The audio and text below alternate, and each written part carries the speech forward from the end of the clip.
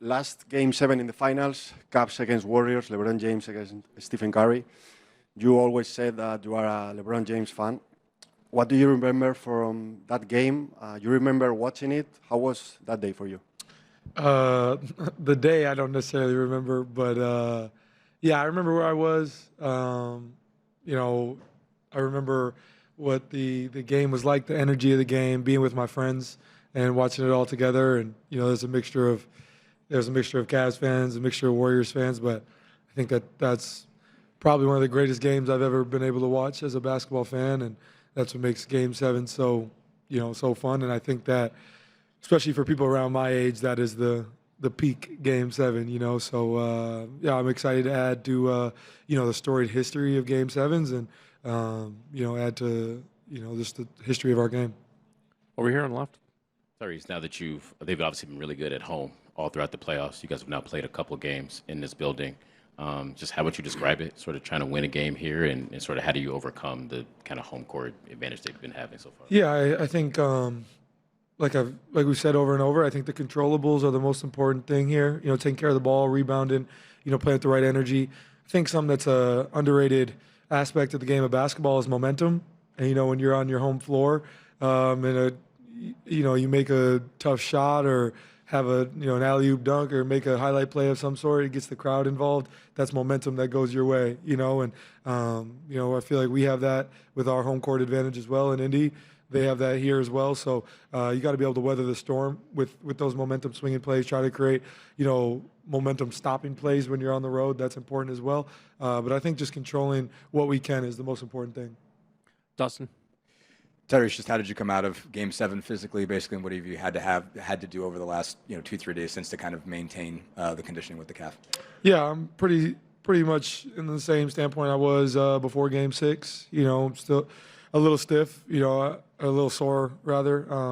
You know, good thing I only had to play like 23 minutes, so been able to get even more treatment and do more things. So just trying to take care of it the best I can, but I'll be ready to go for Game 7. Next row back. Tyrese, we've been here for the last 7 games asking you a bunch of questions. But during the games, we do the play-by-play for ESPN in Portuguese. And after you hit the game winner in Game 1, I said there's something special about those Pacers. I'm trying to figure out what is so special about those Pacers when you look back to the playoff run, the game winners, the epic game, the clutch times. What is so special about those Pacers? Yeah, I think as a group, we've just been very resilient throughout the playoffs. You know, we're a group of guys that get along really well and are trying to do something special, you know, and I think the expectations for this group from, you know, an external viewpoint coming into the year weren't very high. They weren't very high coming into the playoffs. They weren't very high going into the second round of the playoffs. They weren't very high going to the third round. They aren't very high now, you know. So I think we just have done a great job of just staying together. And, yeah, there's not a group of guys I'd rather go to war with. I'm really excited to compete with these guys in a Game 7, and it's going to be a lot of fun. Next row back on the left. Tyrese, Chris Hagan, Fox 59, Indianapolis. A lot of naysayers coming into this series about what to expect. From the outside looking in, how would you rate this series? Obviously, one more big chapter to write, but great games, thoroughly entertaining, and ultra competitive. Yeah, I won't be able to give you a real rating till it's over.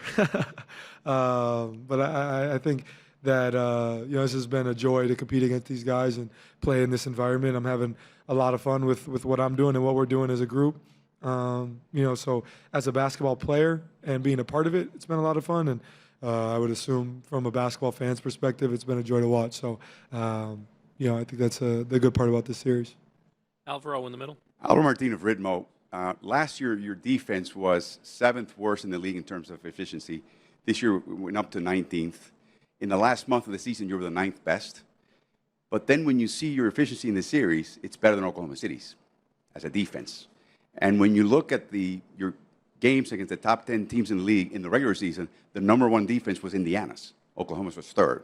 How do you explain that for the bigger games, your defense all of a sudden turns up 15 notches? Yeah, I think we just do a great job of sticking with our system, not trying to move it from game to game. You know, I think Jim and Jenny, who run our defense, have done a great job of just establishing, you know, kind of our blueprint into what we do. And we're competitive guys. We want to compete against the best. And I think the buy-in from our group has been, amazing. Obviously, Drew, Aaron, and Miles kind of set the tone for what we do defensively. Pascal has been on elite defensive teams before. I feel like I've really taken a big step on the defensive end myself personally. And we've had a lot of different guys who want to compete on that end. And I think, last year we could score the ball really well, but we couldn't stop a running nose. We couldn't stop anybody, So I feel like we've done a good job of buying in on that end. And that's called for more success, but there's still a lot to go. Joe here in the front. Hey, Ty.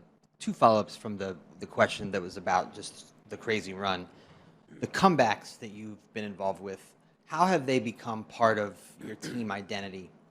And then also, when you are a team that maybe outside of Indianapolis, like you have surprised the league again, but you guys never talk about lack of respect or anything like that. You just seem to sort of go about it. So I guess the identity question, and then also maybe why you guys aren't outwardly talking about, we deserve respect. Yeah, I think from our group, as far as like comebacks and stuff, I think we just have done a really good job of staying at games for 48 minutes, not giving up, understanding that no lead is really safe in the NBA, and just continuing to fight through the course of games. I think that's become part of our identity. As far as like outward calls for respect, like respect isn't something that we can just like talk about and then receive. It's like it's an earned thing. So I still think no matter what happens, it's still probably not going to be where necessarily it should be or what we think it should be. It doesn't really matter though. I think from our standpoint, when we compete and teams we compete against, they respect us, and I think that's the most important thing. As far as what the media has to say about our group, it is what it is. We are in a great point right now in our organization's history, and for our team specifically, you got to be really excited about the chance to compete one game to win a championship. So just looking forward to that, man. I think all the outside narratives and all those things, they come with winning and they come with success. So we got the ultimate test coming up, and I'm really excited about it. Last one, standing on the right. Tyrese, hi, how are you? Good, how are you doing? Good. For the past of 3 Game 7s in the finals, LeBron won twice, Kobe won once, right? So knowing those names, Kobe Bryant, LeBron James, what's the winner of the Game 7? And do you feel like, let's say, if you guys win this time, do you feel like you can just be in that name list? It's just such an honor, or how do you feel about it being the name on that name list?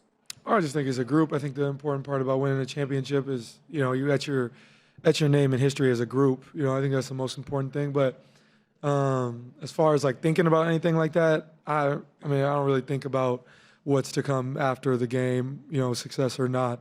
Just fully focused on Game 7, and I'm trying to take it just a moment at a time, really enjoying what we're doing and understanding like this is going to be one of the biggest, if not the biggest game most of us ever play in our lives, and for our organization is from a historical standpoint as well. And that's something that you don't take for granted and you enjoy as a competitor. So I'm really looking forward to it. Thank you, Tyrese. I appreciate it.